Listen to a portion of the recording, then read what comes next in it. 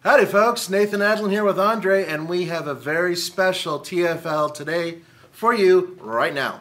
Yes, this is called Ask TFL Anything, but we have prepared few popular questions already. But while you're watching this, you can also put your comments and questions into the video, and we'll answer them at the end of this about, 20-minute show. Actually, it's called Is Jeep Being Sold to China, Andre? That's right, the title of this is Jeep Being Sold to China? Now, there's been a rumor running around that Jeep and possibly FCA might be purchased by a Chinese company, specifically Great Wall Automotive. And Great Wall is a mostly truck maker in China. They're very big. And the rumor has been that they were looking and sniffing around to possibly acquire Jeep or even possibly acquire all of FCA. Yes, but this is just a rumor, guys. So a lot of you emailed us, asked us on YouTube or Instagram, Twitter, everywhere, Facebook. But here's the thing, it's just a rumor, and Great Wall put out a statement that they're putting brakes on any exploration of sale, and basically it's not happening. But what about Jeep? I mean, it's been doing really well. That's right. Now, guys, think about it this way, and we do want your opinion, so please write it below. But Jeep is one of the best-selling brands, not only for FCA, but in general. They absolutely are killing it right now. They're selling everything they build. Right now, they don't have a loser in their fleet. And the rumor is that they're going to expand significantly, and they're going to try to match 1 million units sold per year. That's the rumor. And that's pretty significant. Look, Sergio, the head honcho, said that he wanted Jeep to grow, and they are growing, right? Oh yeah, absolutely. And Ram is another good brand that's within the FCA family that's been growing recently. That's right. They're focused on trucks, and they're doing really well. So, I mean, why would a giant corporation sell its best brand, the Jeep brand? Yeah. Doesn't make sense right now. But they have been shopping around, over the last year or more. Yeah, you may have heard of Volkswagen talking with FCA. And not only are they talking with FCA, Volkswagen and FCA are going to be working on projects together, but there's no statement on either end about an acquisition. In fact, a lot of insiders from Volkswagen have told me specifically that it doesn't look like they're going to acquire FCA, but working together on smaller projects, yes, that's definitely happening, once again, according to insiders. Another thing to consider is that, yes, FCA is not doing great overall financially because they do have a lot of, frankly, low-selling vehicles. Cars right now are not doing well. No. So, why would you sell something that can technically save your bacon, which is what Jeep is? I sincerely doubt they would ever consider cutting off their arm to despite the rest of their body by selling Jeep, and that's exactly what they'd be doing. It would be a terrible mistake to do. Now, with that being said, what about just the thought of a sale to China, to a Chinese company? And this is where a lot of you guys went and did something kind of interesting. Andre received, well, you tell him what you got. Well, yeah, a lot of you guys have started petitions to saying, Jeep is a truly American brand, which is true. It's been here since World War II. Indeed, and you don't want it sold to a foreign company. Right, Chinese, yeah, specifically Chinese. So, right. So right now, you guys can calm down. Yes, chill out, it's all good. Right, there is no sale at this time, no sale. But you guys do realize that Fiat is considered a foreign company as well, right? And they acquired... Italian-based. Yeah, come on. So really what some of you have been saying is, well, we really don't want the Chinese buying this company. Now, I understand fears, I get it, but at the same time, there is some good news if this ever comes up again. Look at what the Chinese have done, specifically Geely has done with Volvo. Mm-hmm. They stood back and they basically said, here's money, build what you want to build, you develop it, you design it, it's all Swedish pretty much, and bam, Volvo is one of the hottest companies out right now. They really are. They have top of the line power plants, excellent designs, great vehicles. They're doing extremely well. So you can say, in essence, it may not be a horrible thing if that does happen. With that being said, I have a feeling that FCA won't be the same company they are today in the next couple of years, but I sincerely doubt that a sale to China is imminent. I think that there are a lot of other interested entities that may move in. They may break up the company a little bit, but I have a feeling that we'll be seeing some changes in the near future. And by the way, you recently drove the Trackhawk. And the first video is out on TFL Car YouTube channel, and more coming because of the information embargo and some of the driving impressions. That's right. Driving impressions are embargoed until the 30th of this month. And I can tell you this, it is one of the fastest vehicles I've ever driven. I could say that without actually telling you how cool and awesome or whatever it may be. So you'll have to wait until the 30th to find that out. And we're going to have written articles and we're going to have video, obviously. And the video that's out right now gives you some really good insight in terms of what makes this vehicle go. So I highly recommend checking it out. So let's go to a couple other questions. Yes. And remember, we are going to come revisit this at the end of this broadcast. We're going to look at your questions. Okay, we've got Junior on the computer behind us who's reading. You mean Michael?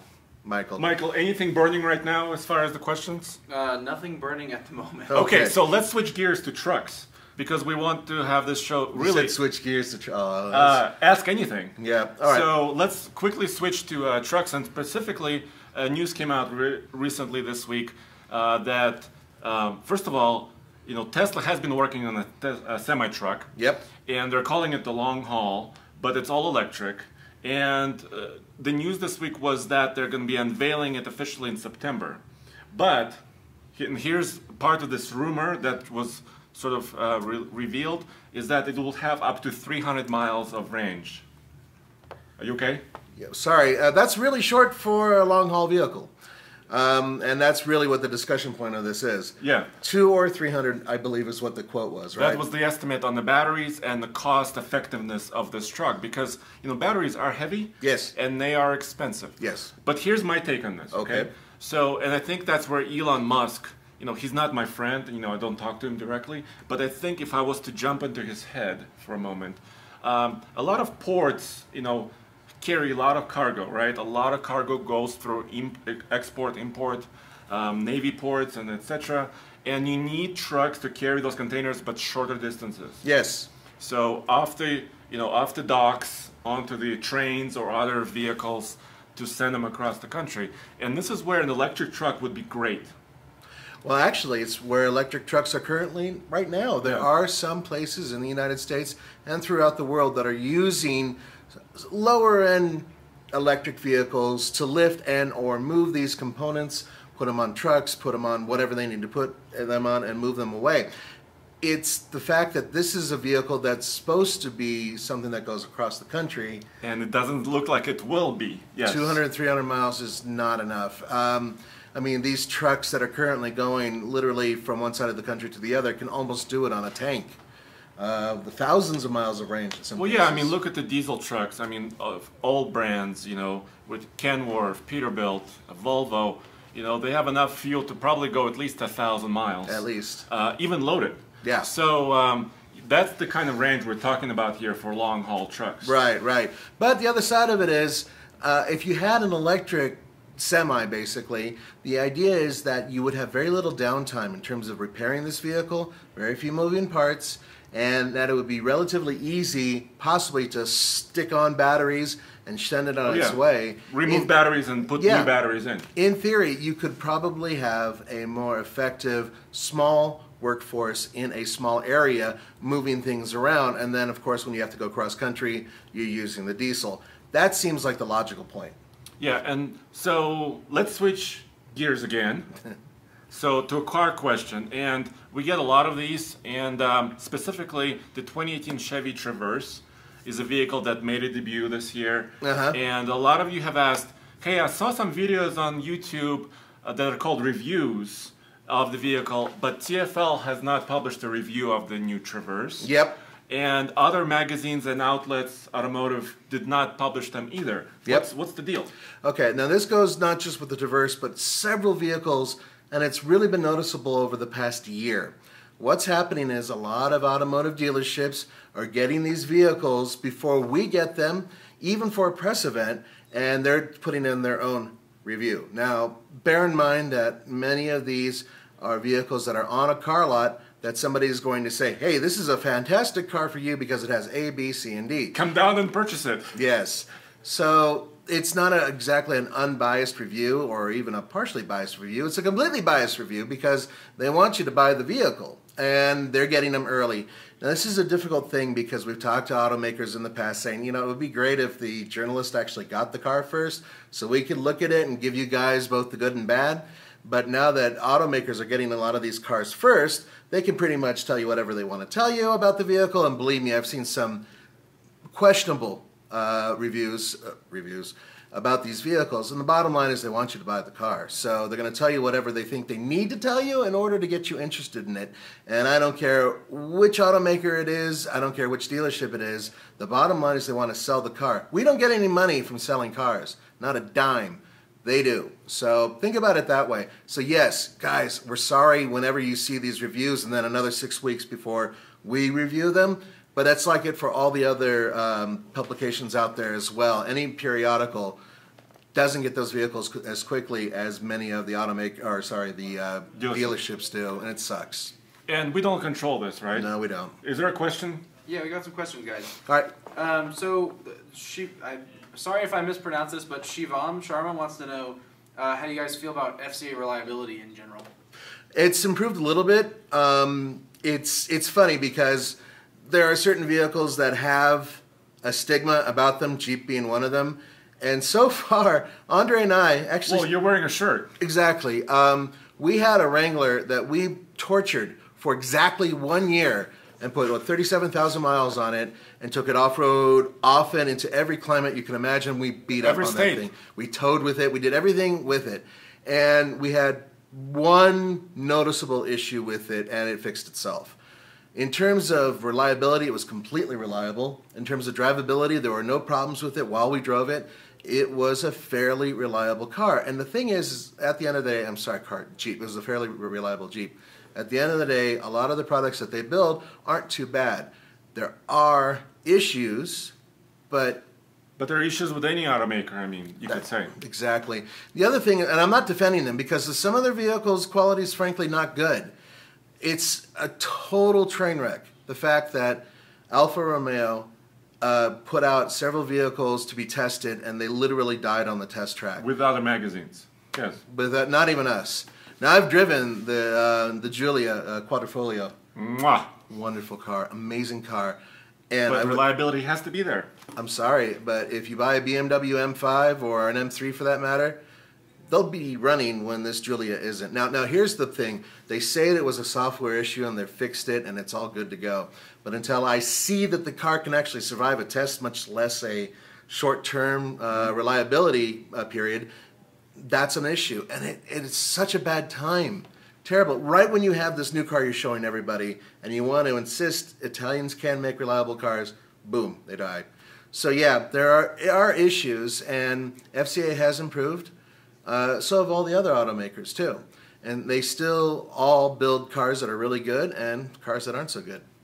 Yeah, but it's hard for us to do long-term testing. We've done some of it. Some of it. We've mentioned the Motor Mountain trip. That was 12 months, a lot of miles, really, really good long-term test. Yeah, that was a proper long-term test. We've also had a Nissan Frontier, so you can see that on this channel and also on TFL Truck. Yeah. We've had that truck for 6 months.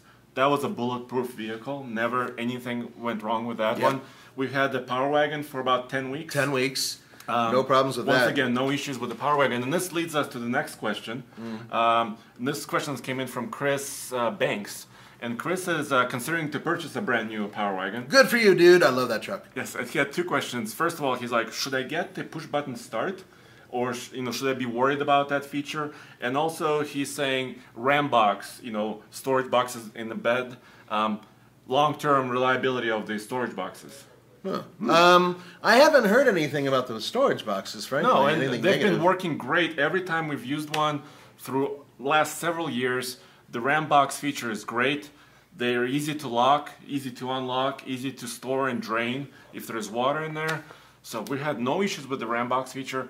The start-stop, the push-button start for the ignition, I wouldn't say that's a feature that will make my decision, to buy or not to buy. Right. But obviously, it's just one other electrical component that could potentially go wrong several years down the line. So a lot of manufacturers, like for example GM, is not using push button starts yet. Yeah. And I think it has to do with, you know, what's usable, what's quick to do, and also what's reliable down the line. So, but all the automakers, you know, Ford is using push button, FCA. All the brand new vehicles, the new generations, are going to push button. One of the reasons why push button is so popular is because it dispenses not only with using the key, but it allows the system itself to reboot itself every single time you get into it. You have to shut it all the way off to get out of the car and turn it all the way back on. And it also makes it a little bit easier for security. And this is something that they look at. I remember having a conversation with somebody at Mercedes-Benz about this. This is back when Mercedes-Benz still had those weird key fobs that you could kind of use. Yeah. And they were saying, yeah, that didn't make a whole lot of sense. And so they stopped it after a while. Now you can just go in and hit a button. And they say, yeah, it's good for security, and it's really good for vehicles that, you know, there's a lot of software that's kicking on in the vehicle, and having them shut down and knowing that, okay, I'm done, the guy locked the door, it can reboot and gain everything it needs to regain, and boom, come right back. So that's what I was told in terms of why, one of the reasons why key fobs are a good idea, and push buttons. Yeah. Any questions, Michael, coming in? Yeah, we have something I think we really need to address about the way in which we get and review cars. A lot of people are asking when we can do like the Acadia or the Armada or the Traverse. You know, and can you guys talk about the way in which we get our vehicles or are sent to press? Well, first of all, almost all the vehicles you mentioned, I think we've already reviewed at least from the press event. Mm-hmm. So, like we've done the Acadia first drive. Yep. We haven't had it here in Colorado though. No. And how do we get our vehicles? Well, what we have are brokers, basically. There's 3 that exist for Colorado, and they get vehicles from the automaker. And what the broker does is they make sure the vehicle's running right, gassed up, clean, ready for us to use. Those brokers have to put us in a cycle that goes along with all the other journalists that are in the Rocky Mountain region, and in many cases also some of the southern region as well, Texas and what have you.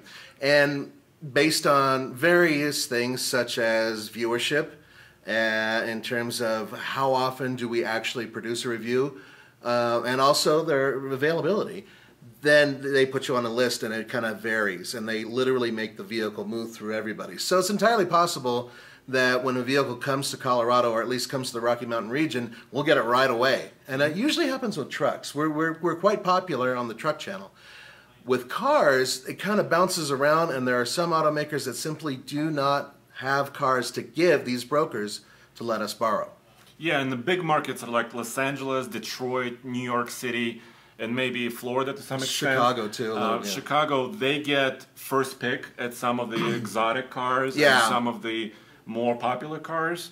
And also the snowbelt states like Chicago, Detroit, usually don't get sports cars in the winter. Yeah. So it all depends, but basically these are manufacturer fleet vehicles that we get a chance to review and test, and we'll perform all of our sort of information on. Let me give you guys a little bit of an insight on how we try to structure it. So usually we're way back. We go all the way back to chasing the car when it's a prototype. And then we see the car or truck when it goes to an auto show or an event near the auto show. Debut. The debut, and we try to be the first there as well. Then we go to the press event. Once again, we try to be first at those press events.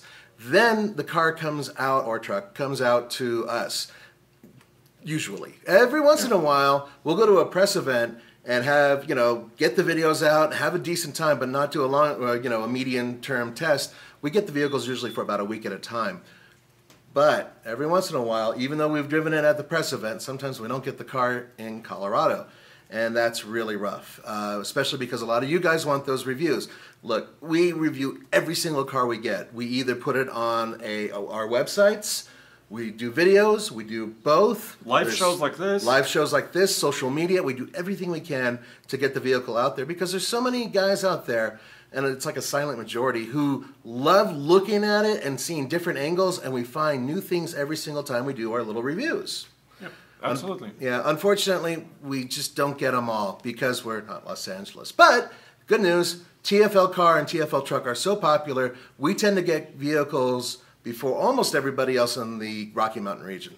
Yeah, and of course we have the mountains. Yes. And we do have snowy trails and off-roading. And we use them. That's why we're big on off-roading, big on towing.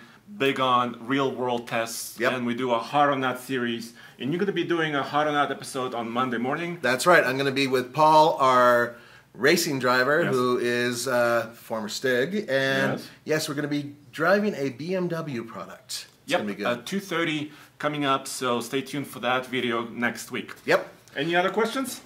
Some people want to know what you guys know about the Jeep JL and the Jeep pickup. Oh, that's excellent. Well, we actually have a little bit of information about that. Yes, so recently, if you can actually look on this channel, we had an information from the forum on the JL. Yep. 3 engine options, a turbocharged 2-liter, we have a diesel, the 3-liter eco diesel, The V6, yep. and then also the Pentastar Yep. V6. 3 tops, including a power folding top. Which- a power folding top on the Jeep. Which is crazy. We're looking forward to figuring out how that damn thing works. Yeah, so there's a lot of information. You can watch that video. That's like 25 minutes detail on the JL. Boom, right there. Okay, The and- pickup truck. The Scrambler. Yes. That's what we're hearing it's called. So the more information came out on the Scrambler or the Wrangler pickup truck forum. Yep. And once again, the information, the latest is it's going to share the diesel engine with the JL. It's obviously a longer frame because they have to put a sizable box for the bed behind the crew cab. So it's going to be a 4-door with a bed. Right? And what else am I forgetting? And convertible tops. Convertible tops. Yes. Yep.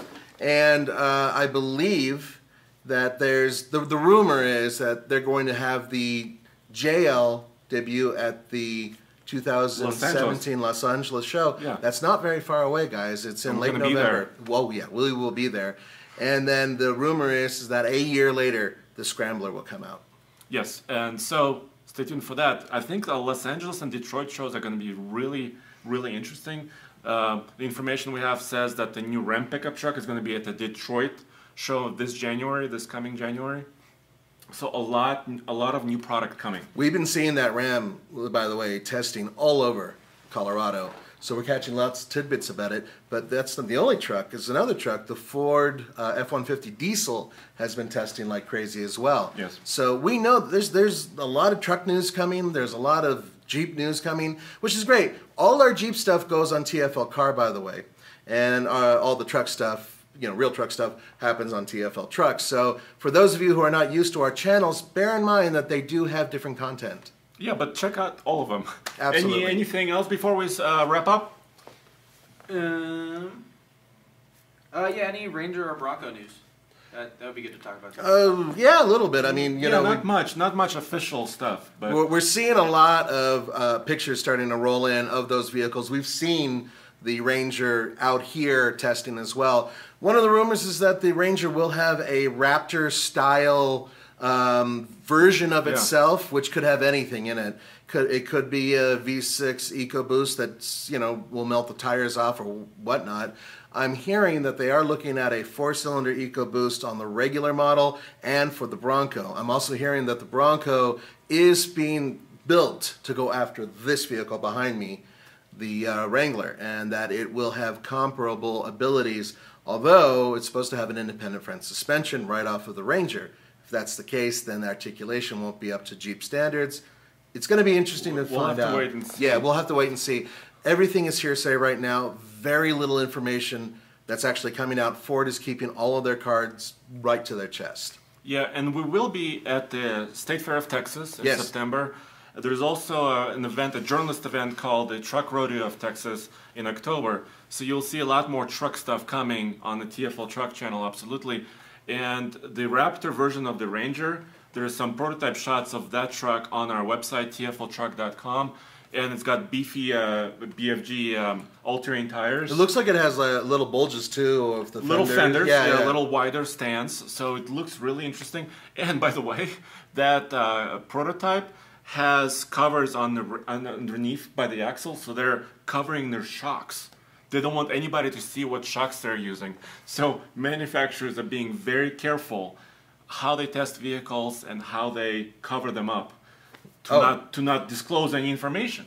Without a doubt. Now, bear in mind, one of the reasons why Ford has been very, tenacious, trying to get up to a high level with their little truck, simply is because General Motors produced the Chevy Colorado ZR2, and that thing is an absolute animal. So Ford can't come out with something that's lesser than it. They at least need to compete with it, and in order to do so, they have to build a hell of a truck. Yes, so I think we should wrap up. Yep, I think we're good. Yeah. For quite a while. So thank you guys for joining. Your comments and questions, keep them coming. Yeah, keep them coming. We're going to look at this video once it turns into a video, from the live to the video, which just takes a few minutes, and we'll answer a few more questions as well. And you can email us at ask@tfltruck.com or info@tflcar.com, and we'll check it out and get back to you as soon as we can. Hey guys, have a great weekend. Be safe out there. We'll see you next time. Okay, bye.